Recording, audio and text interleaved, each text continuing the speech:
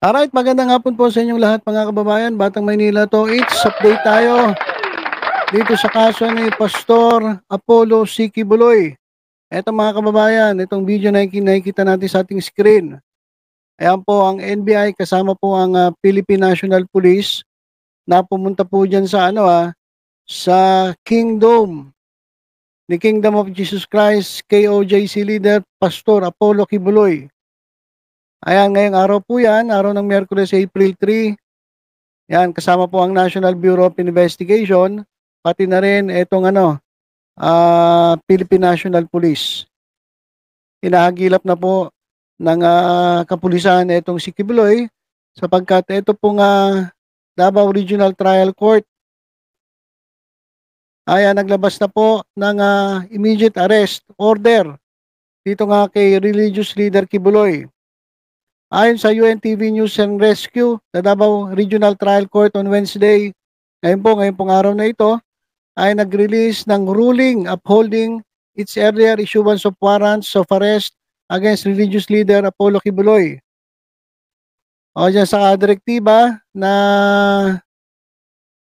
dated April 1, Presiding Judge Dante Baguio reiterated that the court had given reasonable time to hold the implementation of the warrants of arrest against Kibuloy in abeyance pending the resolution of the motion of reconsideration that was filed by the religious leader Camp before the Department of Justice. The court stressed that it has considered in its ruling the rights of both the prosecution and the defense for a speedy disposition and trial of cases. Ang dami ng binigay na na konsiderasyon dito kay Kibuloy. At ngayon, now that more than reasonable time has lapsed, the court did not receive any resolution of the accused motion for reconsideration by the Department of Justice.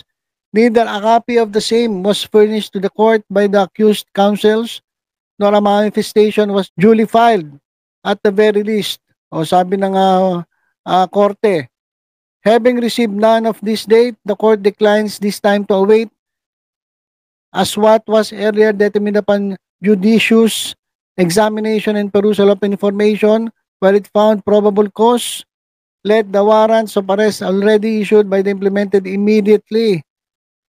The ruling concluded. So yan mga kababayan, kumbaga nabwisit na.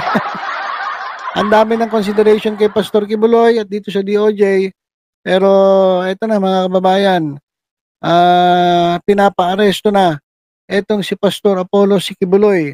O kaya naman yan, nandyan po sila ngayon sa sa Kingdom ni Kibuloy, dyan po sa Kingdom of Jesus Christ Church. At hinahagilap na po etong si Pacquiao, mga kababayan. Ito pakinggan natin yung balita para mas malinawan pa po tayo sa kung ano ang detalye ng lumabas na na warrant o pagpapatupad ng warrant. Kasi alam ko matagal na pong maraming warrant o pares laban kay Kibuloy. Ngayon lang talaga pinatupad yan sa Davao. Sa kabila ng maraming consideration. Pero pag iba naman ng akusado, saglit lang, huli agad. Ito talagang sinagad nila Inubos na talaga yung remedy para tumagal.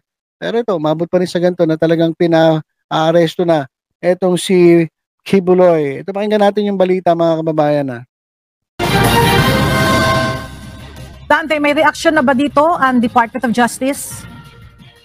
Magandang tanghali, Ella. Ayon sa isang opisyal ng Department of Justice sa DOJ ay pag-uusapan pa nila itong kaso ngayon, Ella, kasama ang kanilang mga prosecutor. At kaugnay nga niyan, o kaugnay ito sa inilabas na warrant of arrest ng Davao City Regional Trial Court Branch 12 laban kay Apollo Kibuloy at 5 pa nitong associate na sina Jacqueline Roy, Crescente Canada, Pauline Canada, Ingrid Canada, at Sylvia Simanes. Ayon sa hukuman, may batayan para ipapa-aresto si Kibuloy at ang 5 pa nitong mga kasamahan. Itong Lunes, Ella, April 1, inilabas ang arrest warrant na pirmado ni Judge Dante Baguio. Pero batay sa impormasyon na nakalagay dito, noon pang March 14, unang ipinag-utos ng hukuman na ipa-aresto si Kibuloy at ang mga kasamahan nito. Subalit naghain ang kampo ni Kibuloy ng motion na ipagpaliban muna ang pagpapatupad ng arrest warrant dahil naghain sila ng motion for reconsideration sa Department of Justice kaugnay sa kaso ni Kibuloy na sexual abuse of minor. Noong March 19 ay una nang naglabas ng arrest order ang Senado laban sa religious leader dahil sa hindi pagsipot sa pagdinig ng komiteng pinangungunahan ni Senator Risa Ontiveros kaugnay sa mga aligasyon ng pang-aabuso ni Kibuloy. Sa kanyang pahayag kasunod ng arrest warrant ng korte kay Kibuloy, sinabi ng mambabatas na bilang naan niya ang masasayang araw ng religious leader at naniniwala siyang mahuhuli ng mga otoridad si Kibuloy. Yan man ang ating update mula dito sa Maynila. Balik sa iyo, Ella. Maraming salamat, Dante Amento. Alright, so yan mga kababayan yung update dito kay Kibuloy. Yan na nga.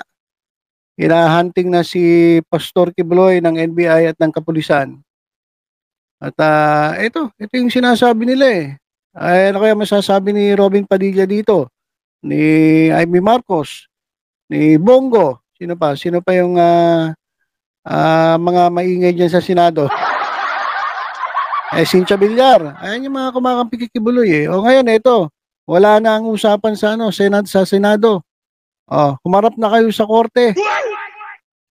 Kasi sabi niyo, ay, dapat sa korte. Hindi sa Senado dapat sa korte. O ayan mga kababayan, kinaharap na si Kibuloy sa korte. Ngayon ilabas nyo na yung inyong kaibigan, yung inyong friendship. Hindi na ito hindi na Senado to. Nabagamat mayroong karapatan din ng Senado na paharapin si Kibuloy, tapos hinaharang nitong mga kapwa nila senator na ang dapat kasi ang inyong mandato wag pagtakpan yung inyong kaibigan. Dapat ang inyong mandato ay para sa nakararami. Public interest, hindi yung inyong sariling interest. Kaya nga marami nagalit sa inyo. Kaya sigurado pagdating na eleksyon, olats na kayo.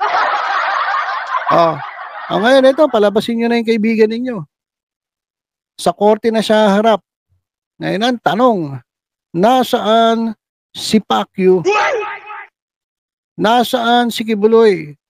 Total, ito na, pinag-uusapan, korte na eh. Sige nga, labas nyo nga. Ayan mga kababayan. Ayan lumabas ka na. Ito gamit tayo. Lumabas ka na, Kibuloy. Loy. Sumuko ka na, Kibuloy. Loy. Ayan mga kababayan, ha? Yeah. Labas ka na. Patunayan mo na wala kang sala, humarap ka sa korte. Puro ka motion for reconsideration. Ayan, naglaps na. Ngayon, humarap ka na. Humarap ka na dyan sa korte. Hindi na sa Senado, sa korte. Kasi ayaw mo sa Senado, wala kang tiwala. Ngayon, yan sa korte. Tingnan natin, dapat bantayan tong Davao, Regional Trial Court. Kasi baka pwedeng, alam nyo na, pwede nga palalabasin talagang uhulihin si Kibuloy. Pero pag on trial na, medyo bantayan yan ng taong bayan, bantayan ng mga media. Kasi alam nyo na, pwedeng pwedeng madali yan sa underground Di ba? Underground ba? Under the table. So yan ang update natin mga kababayan kay Kibuloy. Hinahunting na siya. Kaya ang kulang na lang si Kibuloy. Lumabas ka na, Kibuloy. Harapin mo ang mga ibinibintang sa'yo dahil kung wala ka naman talagang kasalanan, di mapapaulang sala ka. Sabi mo, ikaw ang son of God di ba? Ako ang son of God. Appointed son of God. Bilang appointed son of God, dapat ikaw ay ginagalang mo itong gobyerno. Hindi yung feeling mo, Diyos ka. Hindi ka po Diyos, Mr. Kibuloy. Kaya, Sir, Pastor. Pinakamaganda po talaga, humarap ka na. At sumuko ka na dyan sa mga otoridad. At meron ka namang karapatang ipagtanggol lang yung sarili. Sobra-sobra pa nga ang binibigay sa'yo na pabor. Na itong mga korte, itong DOJ, dami. Pero pag ordinaryong mamamayan, walang ganito. Iba talaga pagyayamanin. Alright, so yun lang po muna mga kababayan. Update natin, abangan natin kung ano mangyayari. Lalabas ba si Kibuloy? Susuko ba si Kibuloy? Kasi hanggang ngayon wala pa tayong balita. Abangan po natin ang susunod na kabanata. Alright, so ingat po tayong lahat. God bless po.